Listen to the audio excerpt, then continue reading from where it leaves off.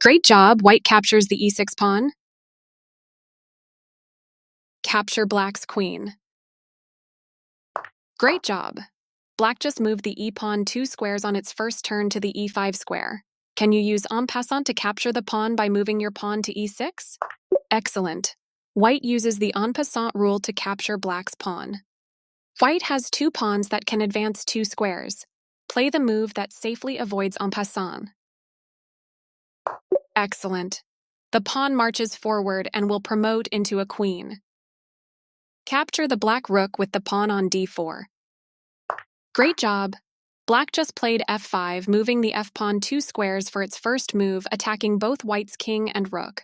Fortunately for white, there are 2 en passant options to capture this pawn. Can you find an en passant move that also opens the g-file for your rooks? This move wins a pawn, but it turns out there is a... Fantastic! White plays en passant with the g-pawn, which checks black's king and opens up an attack on black's queen. White will win a queen on the next turn.